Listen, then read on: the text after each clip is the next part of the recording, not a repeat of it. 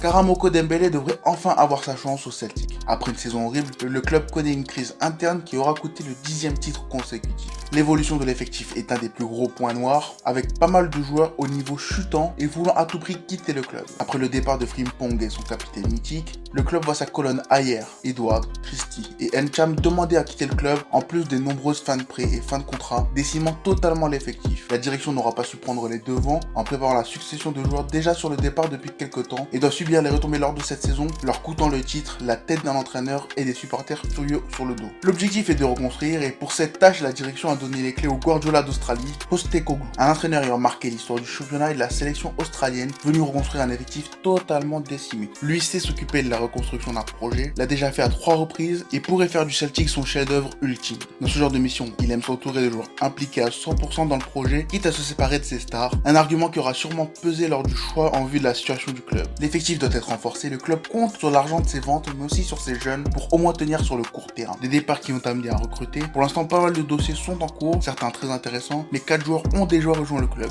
Osaze Urgozide, un joueur de Sheffield, suivi par Leeds et Palace, qui aura évité la relégation en rejoignant les Boys, avec Liam Shaw, un jeune milieu faisant le même chemin que lui. En attaque, le club a sécurisé 2 joueurs polyvalents que je connais pas trop, Kyogo Furuhashi, un ailier japonais de 26 ans qui devrait rapidement s'imposer sous un entraîneur qu'il connaît bien, et Liel Abada, un ailier israélien qui devra petit à petit concurrencer Forest. Des joueurs polyvalents qui devront d'abord s'adapter au pays et aux conditions particulières entourant le Celtic, offrant enfin de la place à Karamoko Dembélé pour s'imposer. Lui est un ailier pouvant évoluer sur les deux côtés, connu pour son étonnante capacité d'élimination mais surtout son énorme précocité, que ce soit technique ou mentale. À 13 ans, il intègre la réserve du club, joue avec plus grand et plus fort physiquement que lui, mais montre toujours ses qualités qui attireront pas mal de grands clubs. Sa fidélité sera récompensée par un contrat et sa première apparition en pro. Il est un joueur doté d'une qualité technique et d'un toucher de balle de très haut niveau, un joueur offensif qui aime se retrouver sur son pied gauche pour éliminer, voire humilier ses adversaires. Ses appuis et ses prises de balles sont impressionnantes, lui permettant d'exploiter à fond sa vitesse pour percuter. Son petit gabarit pourrait effrayer, mais jouant avec plus grand que lui depuis ses 13 ans, il sait gérer les duels. Un petit tout chétif qui peut humilier n'importe quel adversaire, un profil qui a rapidement mené à des comparaisons avec Messi. Sa précocité aura fait parler, mais sa disparition au cours des 2 dernières saisons aura aussi interpellé. Alors que pas mal de joueurs de la génération 2003 empilent les matchs et explosent aux yeux du monde comme Jude Bellingham,